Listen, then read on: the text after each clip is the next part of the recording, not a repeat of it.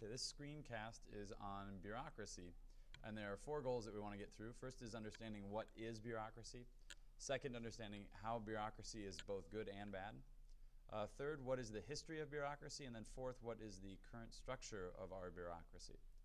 So first, let's look at what is bureaucracy. In class, we talked about the question of what does organic mean? If you go to the store and you're buying something that's labeled organic, how do you know that it is actually organic? What if Doritos were to put an organic sticker on their bags? Or how do you know something that's made in China is actually organic? How do we verify that, and how can you trust that product and be willing to pay extra money for it? So we looked at a law that was created in 1990 by the legislative branch called the Organic Foods Production Act. Specifically at this paragraph, and you want to pause it and read it, you certainly can, but basically all this paragraph says is that the secretary can determine if a product coming in from any other country can be qualified as organic. And this law is actually quite vague, and it basically only says that the secretary can make these decisions. So who gets to make the decision if something is or is not organic if Congress isn't really being very specific? And the answer is that's the executive branch, and that's the president's job. So Congress passes a law that things that are supposed to say organic need to be organic, and then the president has to ask this question. How can we make sure that everything that's labeled as organic actually is? Right? And maybe that means testing products. Maybe that means sending investigators to research things. But at any rate, in order to do all these things, President Obama is going to have to create, and Congress are going to have to create departments that can specialize in that. We have to talk to scientists about what levels of pesticides can be used and still have something as organic. I have to talk about with farmers and find out what they should need to do to prove that they're organic. We should talk about what kind of consequences there should be if they lie about being organic farmers. And then lastly, how do we make this type of a thing clear enough to the public so that they trust organic labels?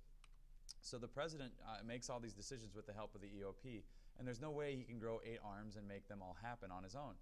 So this is where we create departments that specialize in these different jobs and make them happen. So let's imagine that I, on my own, want to become an organic goat milk farmer. Doesn't that look like fun? So here I am. I'm looking at being certified so I can put organic stickers on the goat milk that I produce.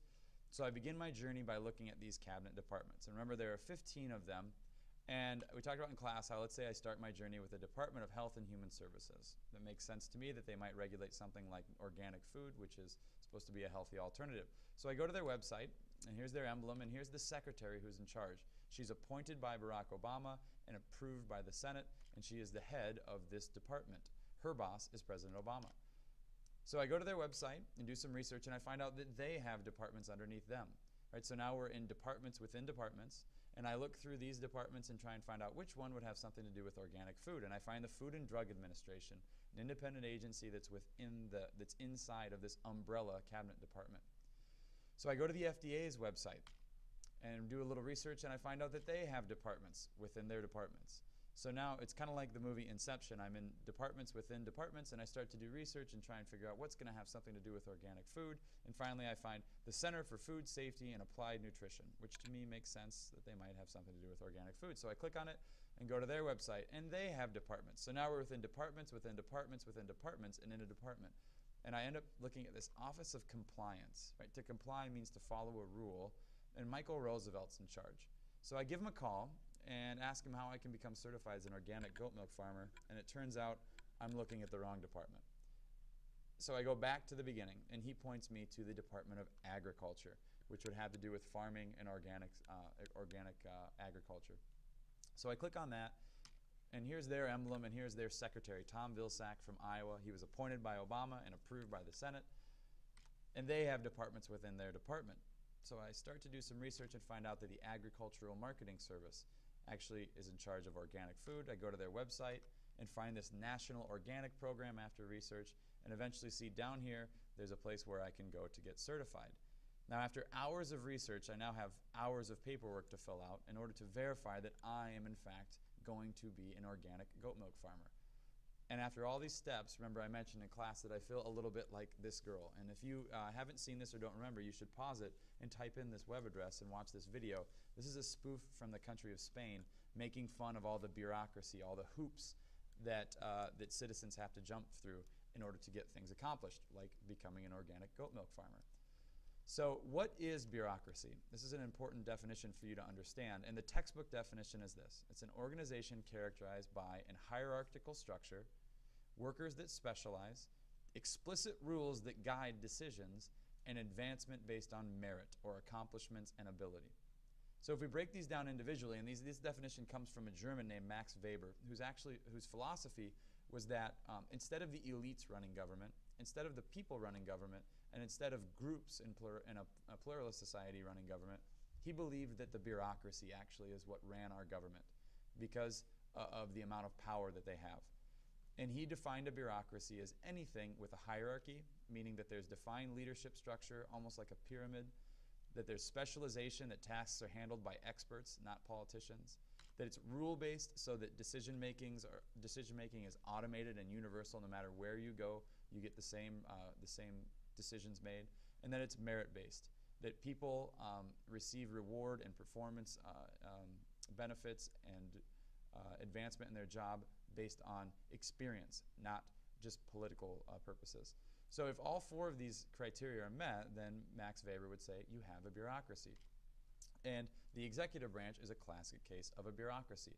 It is hierarchical in nature, right? There are agencies. If you look at this pyramid that I'm outlining, there's the president at the top all the way down through the EOP, the cabinet, and those departments and all these agencies. There's specialization. Each agency has a job to do. There are rules that guide these departments and agencies so that we get universal treatment of all citizens. And it's merit-based, where people are hired based on merit, and then opportunities for advancement are also based on merit. Right? So basically, in layman's terms, a bureaucracy is this system of unelected government officials that specialize in a certain area. But bureaucracies do not have to be government-based. If you look down here in the bottom right-hand corner, McDonald's is a classic case of bureaucracy. You have a hierarchical structure. You have workers that specialize. They have rules that guide their decisions so that I, as a customer, get the same experience in Denver, Colorado as I would in New York City when I go to a McDonald's. And it's merit-based. There's advancement. The DMV is an example of a public bureaucracy, the Department of Motor Vehicles. And we'll come back to this picture in a moment and talk about why there's such a long line here and typically not such a long line at a McDonald's bureaucracy. So that's the idea of what is bureaucracy. Now we're going to look at why is bureaucracy good and sometimes bad. And in class, I asked you to generate a list of three reasons that bureaucracy is good and 3 ways it can be bad. If you want to pause right now and do that for your own benefit, I think that'd be a good idea, but I'm going to continue on. One of the bad things about a bureaucracy, especially a federal bureaucracy, is that it's not always all that democratic. Right? You have specialists making decisions. They're not elected by the people. They're appointed or hired, and therefore the people don't always have a lot of input. Now that might not be bad necessarily. We might want experts making the decision instead of citizens, but it still does take power away from the people, which is one of the fundamental beliefs that we're based on in our country. Another thing that can be bad about a bureaucracy is this idea of a lack of accountability. As I showed you earlier today, when I was looking to become a goat milk farmer, I had to look with a bureaucracy, within a bureaucracy, within a bureaucracy, within a bureaucracy, right? So who is in charge of this decision? Who can help me? If there's all these layers and layers and layers, this hierarchy, that can create a difficulty with accountability and understanding who has what job.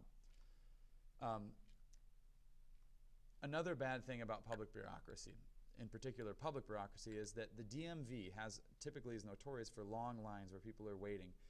And not to stereotype DMV workers or public bureaucrats as being lazy, but that's typically the stereotype. And if we look at this, there's really no incentive for the DMV to be extremely efficient in what they do, because these people that are waiting have nowhere else to go in order to get their license renewed. If they're frustrated with waiting, there's no competitor for them to go to. If McDonald's had really long lines, people would simply leave and go to Burger King, and McDonald's would lose money. So they have an incentive to be very efficient, whereas the DMV or many other public bureaucracies do not.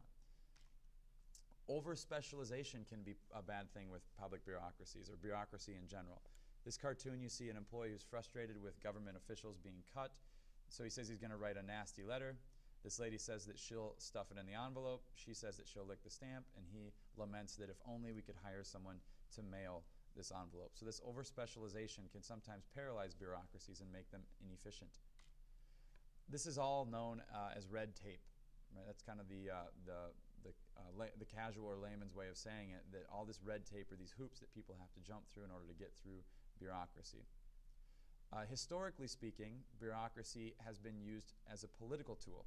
Right here you see a president and he's handing out jobs to people, not because of the merit or their skills or their ability or their experience, but simply as a way to politically incentivize people to support him or to reward them for his support. This is known as patronage or the spoils system. And historically speaking, it happened very often in the United States, this handing out of political jobs for political reasons. And what happened is you had extremely inexperienced, unqualified people in important positions. So in 1883, the Pendleton Act was created, which mandates by Congress that all jobs that are handed out or hired in the bureaucracy or in any department in the federal government have to be merit-based. So what's good about bureaucracy? We talked about how the space landing would only have happened with the specialization that was created in bureaucracy, with people researching and creating computer chips and panels for airplanes and spacesuits and training modules and all these things that come together to create a superhuman feat like landing on the moon. It's the only reason that President Obama and the executive branch can get all the important policies and laws that we have executed, because no one person could do it on their own.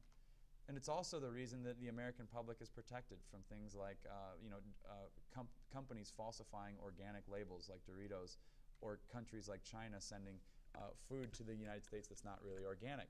We have bureaucracy to thank for the fact that we can at least somewhat confidently understand that things that are labeled organic are actually organic. So whether bureaucracy is good or bad is kind of up to you to decide, but it is an important part of our government.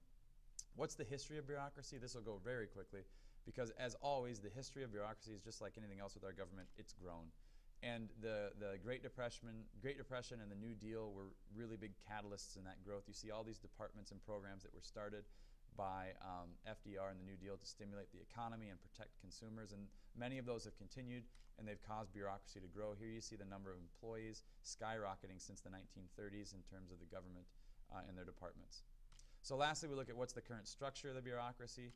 And you should understand that the EOP would be considered part of the bureaucracy. The 15 cabinet departments, and each of these cabinet departments, like the Homeland Security, have departments within them. Right? The Justice Department has departments within it. And many of these workers, if you see here, most of them are military, many of them are post office workers. And all in all, we have about 5 million executive branch workers that work underneath the president.